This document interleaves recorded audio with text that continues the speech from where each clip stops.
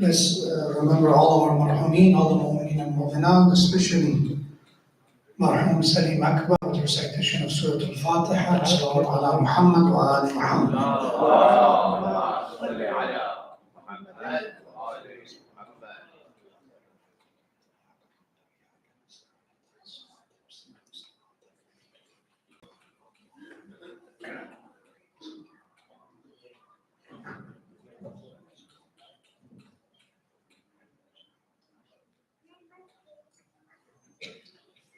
Another Surah Fatiha for all the Shuhada Islam, especially Shuhada of Lebanon and Gaza, with another Salawat ala Muhammad wa ali Muhammad.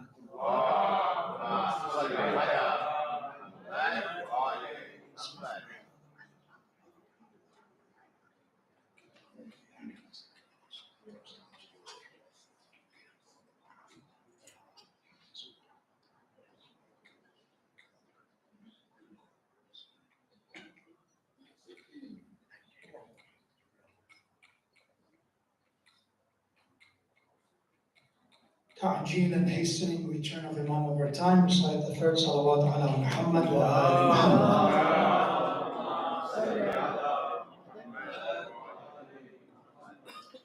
أعوذ بالله من الشيطان اللعين الرجيم بسم الله الرحمن الرحيم لا حول ولا قوة إلا بالله العلي العظيم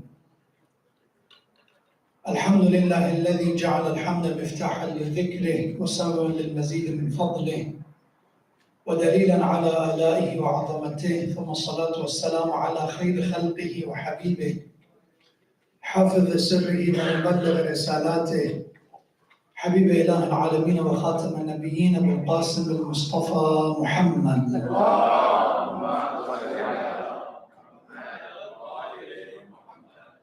وعلى أهل بيته الطيبين الطاهرين الهداة المهديين سيما بقية الله في السماوات والأراضين واللعن الدائم على أعدائهم أعداء الله أجمعين من الآن إلى لقاء يوم الدين. قال الله تبارك وتعالى في القرآن الكريم ولا تكونوا كالذين نسوا الله فأنساهم أنفسهم أولئك هم الفاسقون لا يستوي أصحاب النار وأصحاب الجنة أصحاب الجنة هم الفائزون صدق الله العلي العظيم.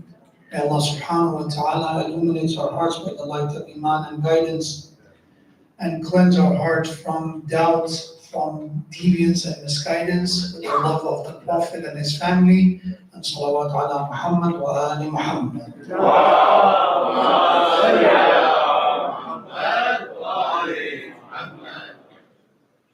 My condolences to the family of Mahroum Salim Akber, especially to his sisters. May Allah subhanahu wa ta'ala grant them sabr and patience. And may Allah subhanahu wa ta'ala make all of our amwat, all the mu'min and mu'minat to be inshallah the companions of the Ahlul Bayt in dunya and akhirah. And may Allah resurrect us with the Ahlul Bayt in the day of judgment. And may Allah subhanahu wa ta'ala grant us the love and the mahabbah of the Prophet and his family to our last breath with another salawat ala Muhammad wa ala Muhammad.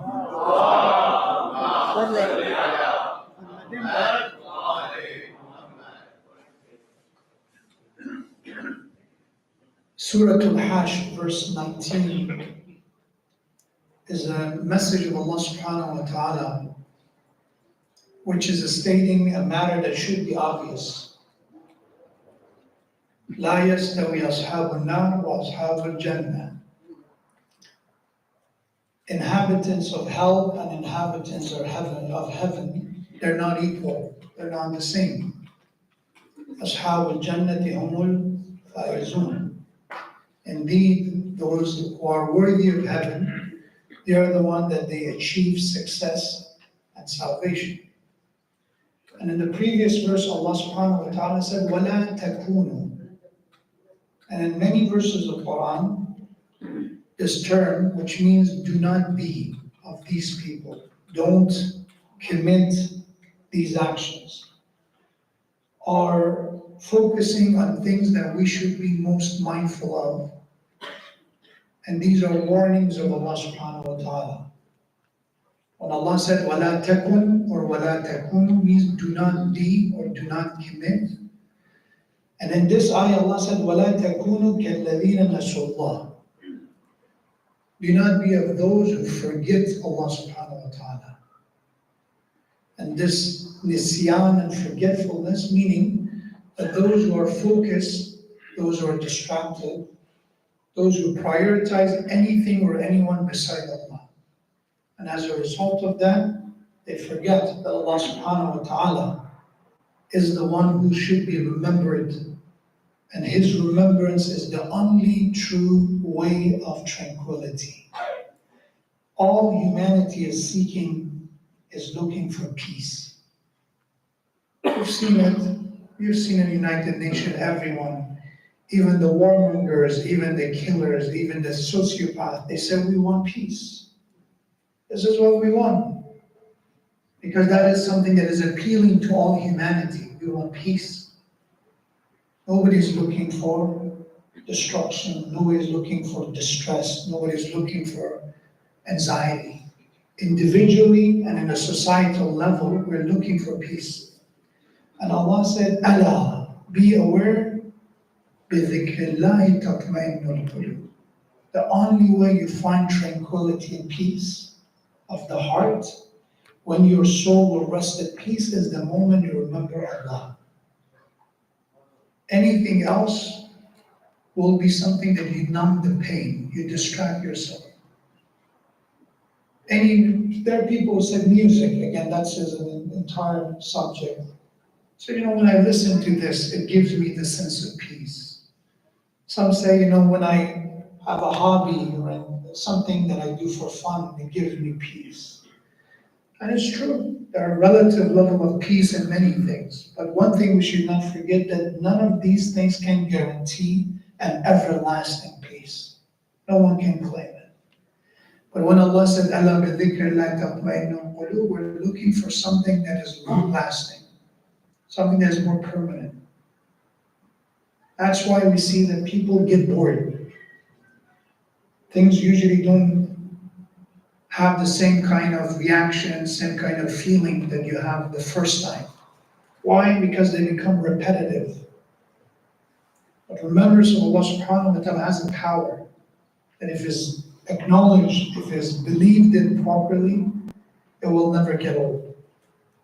Rather, every time this connection, this remembrance will give us a different level of experiencing what is known as itminan, assurance, peace of heart, confidence. So tonight, I want to focus on this وَلَا تَكُنْ. There are many, for example, another ayah, Allah subhanahu wa ta'ala said, وَلَا تَكُنْ مِنَ الْمُمْتَرِينَ. Don't be of those who are skeptics, those who are in constant state of doubt. It's fine to have questions, it's perfectly normal to have doubts, but to be a mumta means somebody that their position is a skeptic, meaning regardless how many answers they find, their position is that we're going to doubt, we're going to always challenge, we're always going to be a skeptic. That's who are we. And Allah said, وَلَا تَكُنْ مِنَ الْمُمْتَرِينَ. Eventually you should get to some answers. Forever you cannot be a skeptic. You cannot ignore some of the answers that we have.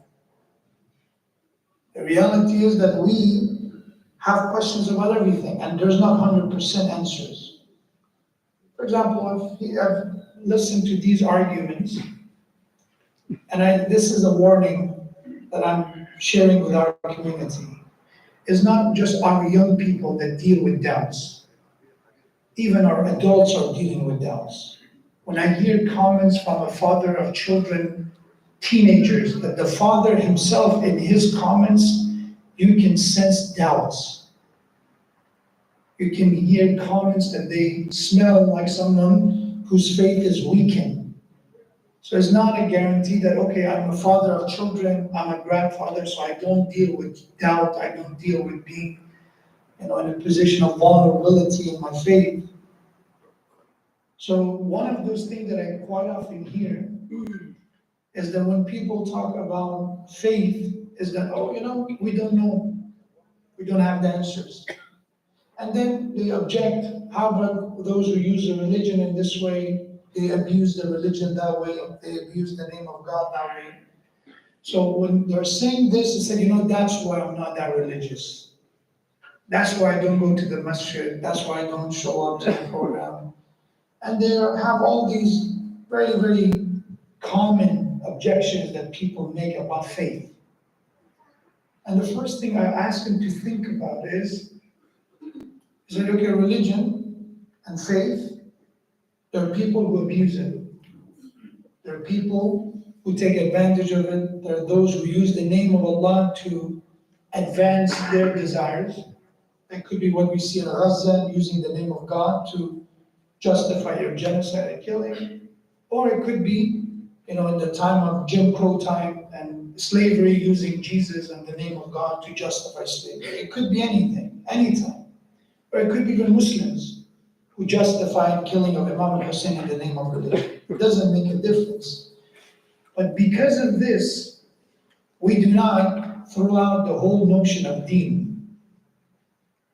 For the same reason that any other field, even the one that they are much more tangible. For example, there are doctors who abuse medicine.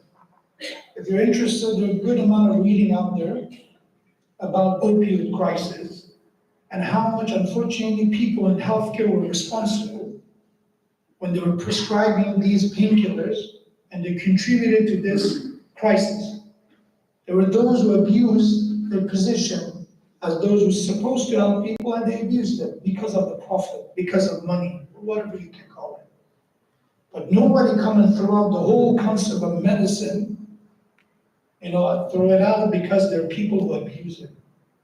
Same is applicable to, for example, we're flying with airplanes, and here and there we have, unfortunately, incidents. We have crashes. But because of that, we don't throw out the whole thing. What we do, we try to learn from those. We try to implement procedures, protocols in order to avoid it, but ultimately still we use them. When it comes to our deen, there's nothing different, because ultimately this deen, which is divine, our faith, we believe, is nuzul, that was descended. Once you give it to humanity and people, if you like it or not, people will corrupt it. The same way they corrupted any other subject that is out there. And our job is to differentiate the fake from the genuine. Our responsibility is to remember this ayah of the Quran, going back to the verse, لا يستوي أصحاب النار وأصحاب الجنة. Those who use the religion, those who practice it, those who protect it, preserve it, Ashab al-Jannah, companion of heaven, they're not the same and equal of those who are companion of hell. They'll never be the same. And that's our journey to differentiate these two from one another. You cannot say they're all the same, good people and bad people.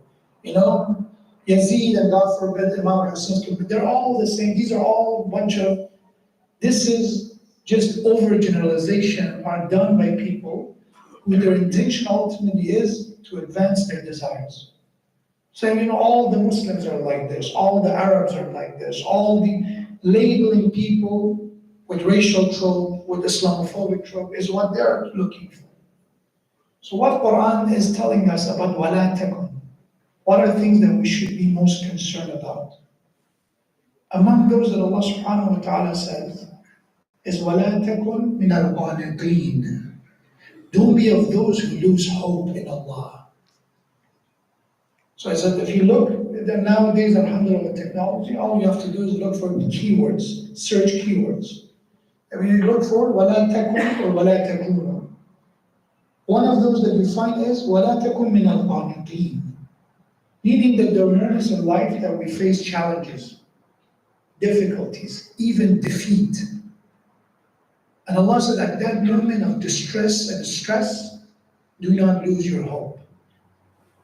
Do not forget of Allah subhanahu wa ta'ala. Because an unjust or a zalim is getting away with their dhulm right now, do not lose in Allah's justice. Do not lose hope in Allah's justice. We have that in Battle of Ahzab. I want you to look at this. This is in Surah Al-Baqarah. Allah subhanahu wa ta'ala says that what happened was after the Battle of Ahzab or during the Battle of Ahzab, there were moments that Muslims, because it was a battle called Battle of Parties, Ahzab, also known as Khandaq. And we should learn about history because it has a lot of wisdom to offer, has a lot of relevance to our time as well. All the parties came together to destroy Muslims and Prophet and Islam. The tribes of mushrikeen who never get along, when it comes to the common enemy of Prophet and Islam, they come together. And they came and attacked Medina. So they said, okay, let's go and finish it. It's not that they're, in the other battles like Uhud, one party will come, another party will join. In the Battle of Ahzab, eventually they came on the doorsteps of Muslim in Medina. And they dug trenches, Khandaq, which was suggested by Salman, that this is one way we create a barrier between us and the enemy, we have an advantage to defeat them. But at the same time, it put the position of Muslim to be in a defensive position because they have the trenches, they wait for them to come. So this is prolonging, making this ongoing struggle to be difficult to endure. Muslims say, when this is going to end? This is a tough time. And at the same time, we have munafiqeen and hypocrites who are injecting fear. That, oh, you have no chance. You know, do you have the negative people? You're going to lose.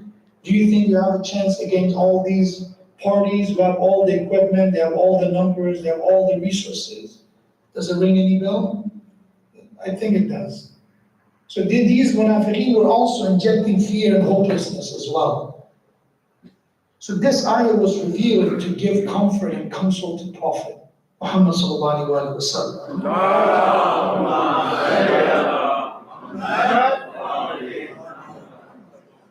Allah subhanahu wa ta'ala said, Surah Al-Baqarah, verse 214, أَمْ حَسِبْتُمْ أَن تَدْخُلُوا الْجَنَّةَ وَلَمَّا يَأْتِكُمْ مَثَلُ الَّذِينَ خَلُوا مِنْ قَبْلِكُمْ.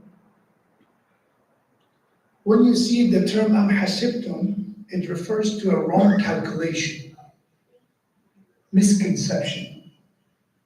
Allah is saying that you did a wrong calculation here. Your assumption here is wrong. Do you suppose that you will enter paradise, though there has not yet come to you the like of what befell those who went before you? Let's simplify it. Allah said, do you think heaven is free? Do you think heaven is cheap? Anything good requires effort and work. Do you think, and this is what your assumption is, that heaven will be given to you without any hardship, without any test? And look at people before you. People before you went through the test. Nuh alayhi salam, Ibrahim alayhi salam. All of these stories in the Quran, Allah said, which one of them had it easy? So do you think you go to heaven before going through some challenge as people before you did?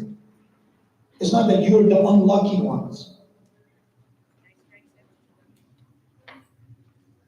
مَسَّتْهُمُ الْبَأْسَاءُ وَالضَّرَّاءُ وَزُلْزِلُوا. Stress and distress befell them, and they were convulsed until the apostle and the faithful who were with him said, حَتَّى يَقُولَ الرَّسُولُ وَالَّذِينَ آمَنُوا مَعَهُ مَتَى نَصْرُ اللَّهِ. Said, you know how hard it was for the people before you? They didn't have it easy. It was so difficult to the point that prophets and those who were with the prophets, the companion of those prophets, they were so distressed, they were so under pressure, that they said, where is the help of Allah? Meaning that this hardship was not an easy hardship, that they kind of, dodged it. It came to the point that shook them, that they said, where is the help of Allah? أَلَا إِنَّ نَصْرَ اللَّهِ قَرِيبٌ. Be aware the help of Allah is near. This is a promise of Allah. What this ayah is saying to the Prophet at the time, number one, be ready, difficulties come, hardships come. Number two, remember you're not the only people facing it, people before you did. Number three, heaven has a price to pay. People of heaven and people of hell are not equal. Those who want heaven, there's a price to pay. And that price sometimes is to embrace discomfort, to stand by the truth even if it's going to cause you discomfort. And then Allah ends it with hope. وَلَا تَكُنْ مِنَ الْقَانِطِينَ. Do not be of those who are in despair losing hope. أَلَا إِنَّ نَصْرَ اللَّهِ قَرِيبٌ. Remember, the help of Allah is near. Meaning, that at the end of the day, we never understand the meaning of defeat if we are with Allah. The one who's with Allah will never experience defeat. And that is something very difficult for many to understand. Imam Hussein alayhi salam, again, I always say, it's not something we like to say, but in the battle, he was defeated. His companions were martyred, his family were martyred, they would become asir and prisoners of war. But no one remembered Imam Hussein as someone who was defeated. Because we believe Allah subhanahu wa ta'ala's message, that the haqq and the truth will always prevail.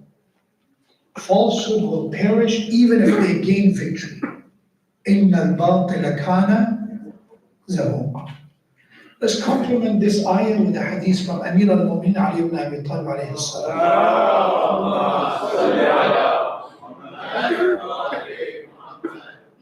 And again, we have the Nahj al-Balagha.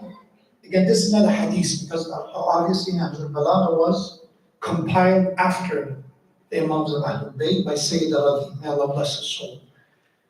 But by some scholars, they refer to him as Akhul al-Quran, brother of Quran, means something that complements Quran. Not that it's equivalent of Quran, not that we say it's the second Quran, it's none of that. It's something that is aligned with the message of Allah. And that's why, for example, in Hikmah 150, there are sections to Nahj al-Balagha, and by now, if you ever listen to some of my lectures, you know Nahj al-Balagha is something I quite often quote. There are sermons, there are letters, and there are sayings, or the quotes of Imam Ali alayhi salam. Again, they were handpicked by Sayyid al-Rafi. Do not look at them as Imam Ali himself organized it, or chronological, there's none of that. Sayyid al-Rafi went through some of the references that we have, some of the work of Imam Ali alayhi salam. He, according to his, he was an adib. He was someone who was himself in Baghdad, was known for his expertise in literature. So he handpicked it with his opinion. And among those he picked are hikmah, or the word of wisdom, or the saying of Imam Ali. One of them is Hikmah 150 of Nahj al-Balagha. And the way Imam started this is somebody asked Imam Ali to advise him, to give him some piece of wisdom. And we have that, and another source says this was after the Battle of Mahroum. Imam Ali was crying, he came to the minbar, and then he said these words, these are final days of Imam Ali's life that he shared this. I ask you to read the whole thing yourself. Nowadays, alhamdulillah, it's all available. All you have to do is put Hikmah or the saying 150 of Nahj al-Balagha. English, Farsi, Urdu, Arabic, all of them available. It's a bit lengthy. Unlike other saying of Imam Ali, which are usually one-liners, this is a bit longer, which has 30 lessons. And you know what are the 30 lessons start with? The way Quran I just referred to, وَلَا تَكُنْ. Don't be of these people. Allah said, وَلَا تَكُونُ. Don't be of these people who forget Allah, then they forget themselves. Do not be of those who lose hope. Do not be of those who always constantly are in doubt and skeptics. Here Imam Ali said, وَلَا تَكُونُ. Don't be. And then Imam started listing, elaborates, open it up a bit more. And the first thing he says is, وَلَا تَكُونُ مِمَّنْ يَرْجُو الْآخِرَةَ بِغَيْرِ عَمَلٍ. Do not be of those who are hoping to get to the hereafter, to have the hereafter, which in this case, heaven, paradise, blessings. But they expect it without action. They want all the good stuff, but they don't want to pay for it. They want the free stuff, right? It's like when I always say, all due respect to people who have suggestions for our centers, there are always people who say, I have a feedback, those who have criticism. And you always say, thank you. But for example, what's your suggestion? Okay, why we don't do this? And my approach, some people don't like it. It's not, God forbid, that I want to put them down or anything, but I genuinely mean it. So, okay, it's very great. It's a great idea. But how much you can offer? Let's say you're saying, let's clean up better. I said, okay, how many minutes you can volunteer? 5 minutes? Let's just start with you. Then inshallah, I'll help you. But then he said, no, I know I'm busy myself. I have a job, but I wanted to improve it for our community. And I said, the people in this community also have jobs as well. وَلَا تَكُنْ مِمَّنْ يَرْجُو الْآخِرَةَ بِغَيْرِ عَمَلٍ. Sometimes we're very hopeful and wishful, but we don't want to do the work. We want great things. But the moment is, okay, what can you do? It's a great idea. Out of 100%, can you offer 1%? Bismillah. And Imam alayhi salam here says, don't be of those who are hoping for akhirah. They want paradise, they want to be with Ahlul Bayt, they want all the promises of Allah about heaven. But when it comes to the action, غير عمل. Salat, it's inconvenient. I need my 8 hours of sleep. The Fajr time is a bit inconvenient. Fasting, it's good, but the way I do it, I do intermittent fasting. And you see the excuses. No action. There was a group of people at the time of Ahlul Bayt, like the name of Murja. This group, their ideology is similar of these people who says, all that matters is for you to love Allah in your heart. Action doesn't matter. It's all in your heart. This is pretty much, I've heard it hundreds of times, unfortunately, from our own community members. This was Murji'a's ideology, that action doesn't matter. If you practice your faith, if you do wajib, if you commit haram, it doesn't matter. As long as you have faith in Allah, that's all that matters. Among the people who followed it was Harun Abbasi, the killer of the zalim of the Bani Abbas and Imam Musa and Ja'far alayhi salam. He was preaching the same message. All that matters is love Allah in your heart. Your action doesn't matter. The words of Ahlul Bayt is different. Some people say, how about the wilayat of Ahlul Bayt? If you want the wilayat of Ahlul Bayt, listen to the Ahlul Bayt themselves. Imam Muhammad al-Baqir alayhi salatu was-salam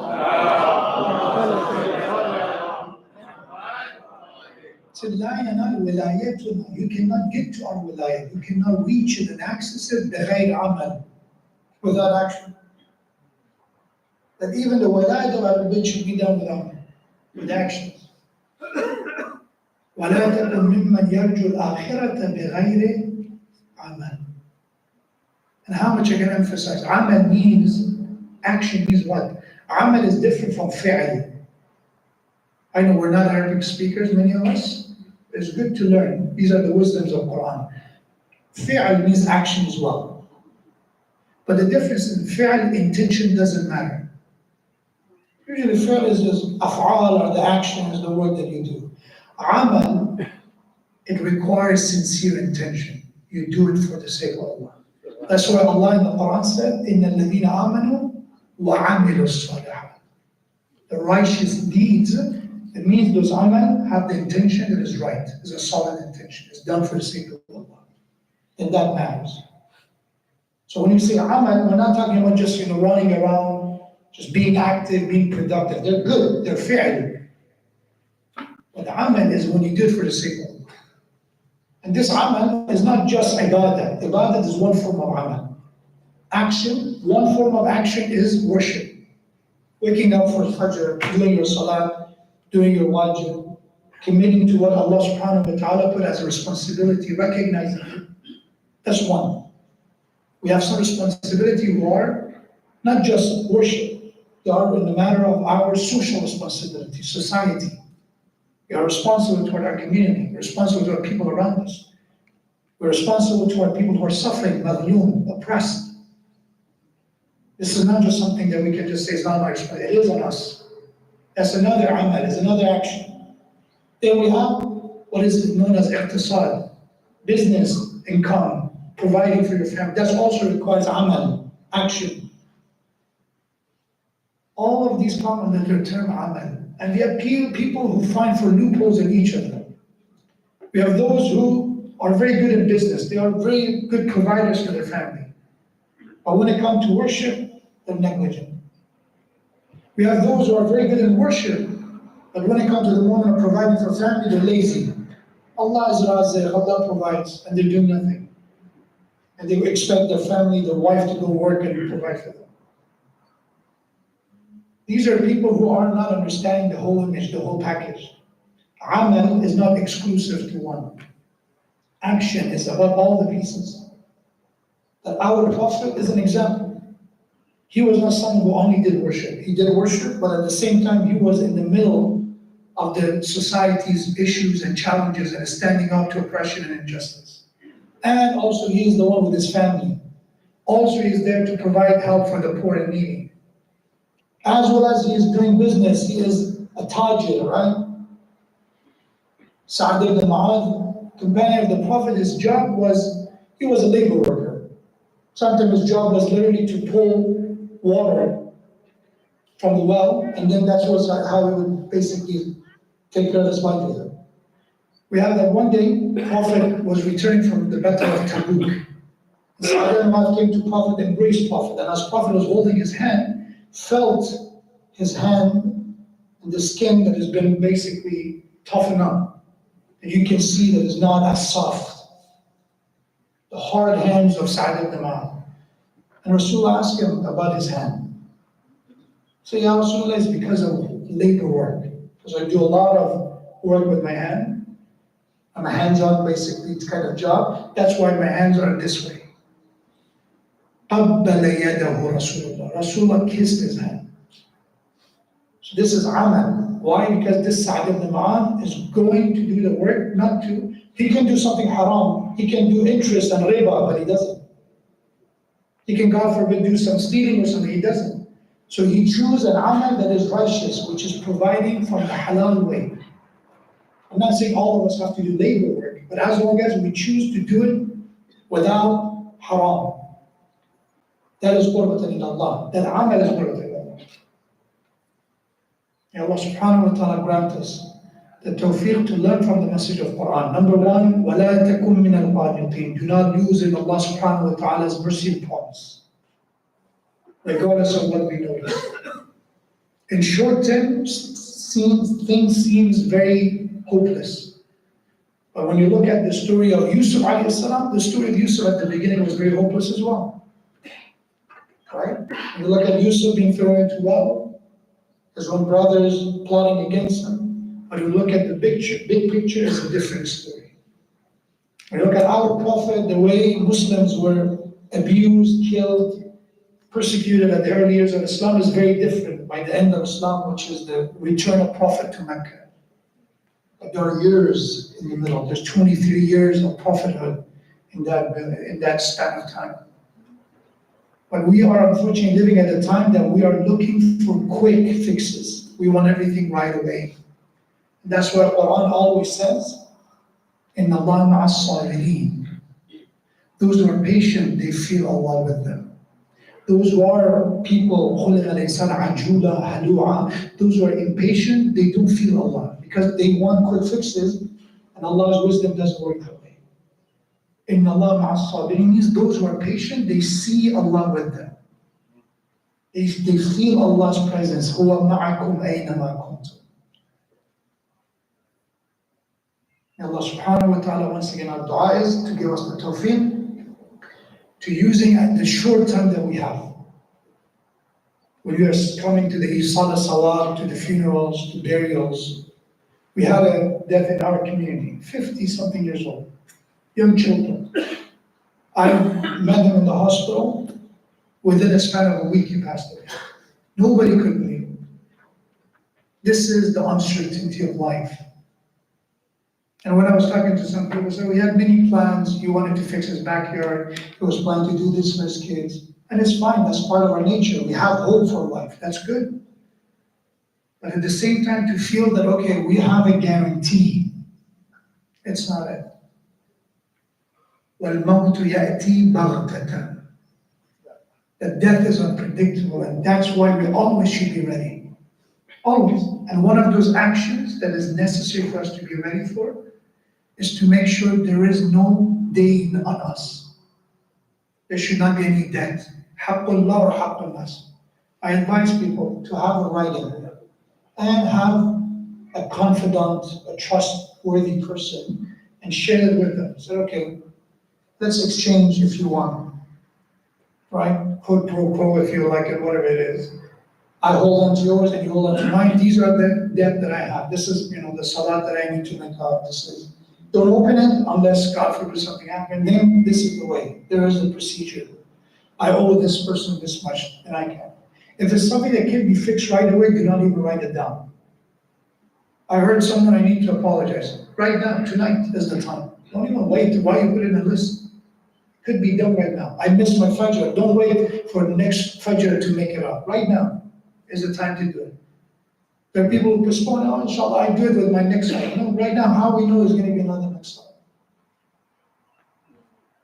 وَلَا تَكُنْ مِمَّنْ يَرْجُو الْآخِرَةَ بِغَيْرِ عَمَلٍ. May Allah subhanahu wa ta'ala, by the honor of Amir al-Mu'mineen, grant all of us the tawfiq of learning the message of Allah, the message of Quran and Ahlul Bayt. And may Allah subhanahu wa ta'ala grant us istiqamah, steadfastness in the way of Allah. With the salawat ala Muhammad wa ala Muhammad.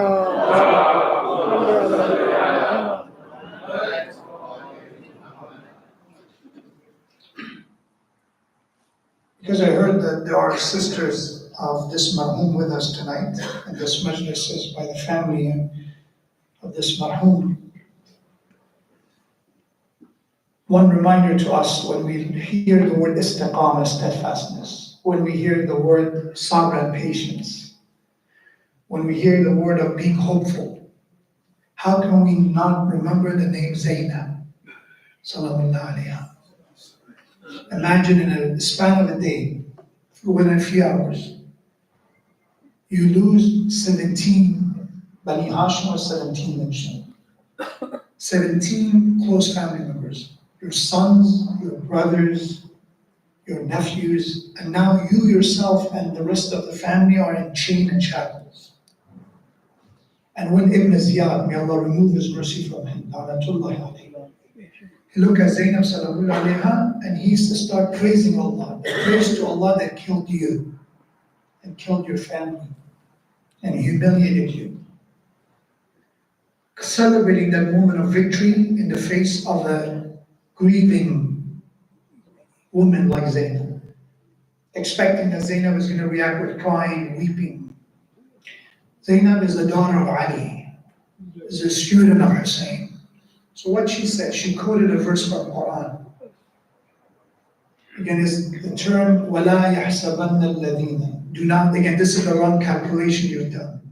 This is the wrong assumption you have. أَنَّمَا نُمْلِي لَهُمْ خَيْرٌ لِأَنفُسِهِمْ. They think that because we extended their time on earth, the oppressors, the wrongdoers, because we give them more time on earth, it's good for them. No, يَزْدَادُ إِثْمًا.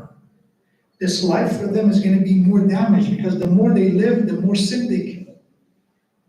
As this long an extension is going to backfire for them. Responding to a Ziyad that because you think you survive and the enemies of Hussein survive, this is not a blessing. You surviving this is a way of Allah telling you, okay, this dunya, you cheated, you deceived, you lied, you did everything, okay. Go and add more to your corruption.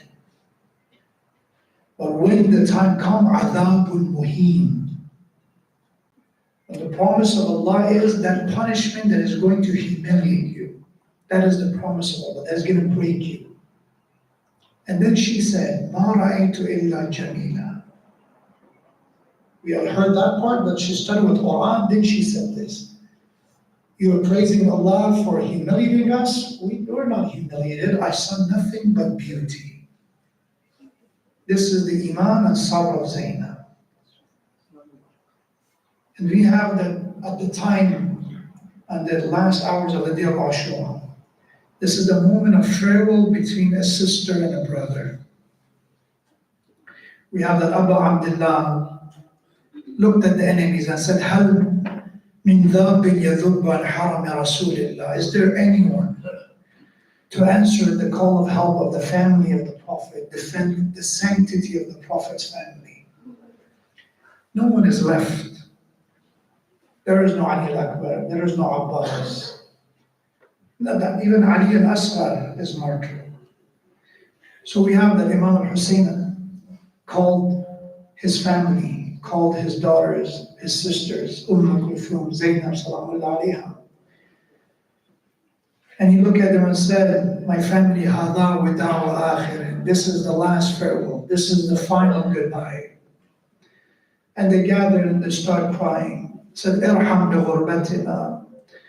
They said the same word to Ali al-Akbar. Said, have mercy on our loneliness, that if you are going to leave, who's going to be with us? And Imam alayhi told them, said, be patient. Do not let shaitan take your sabr away. Don't let enemies celebrate my family suffering before my shahada. Once I'm martyred, this is the time of azra, this is the time of mourning. But now be patient. And we have that this final farewell was done, and Imam Hussein mounted his horse, Dhul Jannah, as he left for the battle. We have after a while, the horse is not moving. And we have that Imam saw his daughters holding the feet of the horse. Abu Abdullah dismounted the horse, picked up his daughter, and started talking to his daughter. And she looked at him and said, my dear father Hussein, where are you going? My uncle Abbas said he's going to bring us water. He didn't return, now you're going. My fear is that I've heard that you were comforting the orphans. You were the one who looked after the other yatims. And now if you go, who's going to look after your yatim, my father? Abu Abdullah embraced his daughter, returned her to the family, and then once again he decided he left for the battle, and suddenly we have that he heard from behind, Mahlan Mahla ya ibn al-Zahra. Go slowly, O son of Fatima. Zainab is calling Imam al-Hussein. What is it, my sister? We already said the farewell. We have that Zainab said, my dear Hussein, can you come off the horse for one more time? And Abu Abdullah came close to his sister, and we have that Zainab said, my mother Fatima asked me that the final moment that I see you to kiss your throat before you leave for the battle. What was it that this prophecy was made, and what is coming from Abu Abdullah? We have that final farewell was done between Zainab and Abu Abdullah. They embraced one more time, and then the Imam left for the battle until the last moment when Imam al-Hussein fell on the ground after many injuries, after he was bleeding profusely. We have that at that moment Zainab is watching from Talla Zainabiyya. We have that Zainab is looking at Hussein alayhi salam as Sheikh is sitting on the chest of Abu Abdullah. How is that possible for the beloved of Rasulullah to be on the ground and the Shamr and the enemy surrounding Abu Abdullah? We have that at that moment Zainab said, Wa Muhammada wa Aliya Hada Husaynuka murammanun bid-dima. She addressed the Messenger of Allah, O Rasulullah, O my father Ali, be witness that this body covered in blood is your beloved Hussein. ولعنة الله على القوم الظالمين وسيعلم الذين ظلموا أي منقلب ينقلبون إنا لله وإنا إليه راجعون. Ya Allah, by the honor of Abu Abdullah Hussein, hasten in return of Imam our time, Imam Sahih al-Asri wa Zaman. Ya Allah, help us to be among the true leaders and the followers of Imam of our time. Ya Allah, from this program, from this Majlis on this Thursday night, send a thawab and a gift to the soul of Marhumeen, especially Mahroum Salim Akber, and Ya Allah, grant them the companionship of the Prophet and the big in the day of judgment. Ya Allah, grant his family sabr and patience at these difficult times. Ya Allah, we pray for all the Madhumeen, all the oppressed of the world, especially for Madhumeen of Lebanon, Madhumeen of Gaza, any Madhum anywhere in the world, that their voice and their call for help is being heard by you, Ya Allah. Grant them victory, and Ya Allah, grant them support from yourself, and help us to be on the side of the Madhum until the last breath of our lives. Ya Allah, for all those Shuhada Islam, from the beginning of Islam till now, Shuhada of Lebanon, Shuhada of Gaza, Ya Allah, grant them the highest status of Jannah, and for those who are injured, Ya Allah, help them with the recovery and grant them immediate shifa and recovery. اللهم اغفر للمؤمنين والمؤمنات والمسلمين والمسلمات الأحياء منهم والأموات. تابع بيننا وبينهم بالخيرات إنك مجيب الدعوات، إنك غافر الخطيئات، إنك على كل شيء قدير. ومن على مرضانا بالشفاء والعافية، وعجل في فرج مولانا صاحب العصر والزمان. رحم الله لمن قرأ الفاتحة مسبوقة بالصلاة على محمد وآل محمد.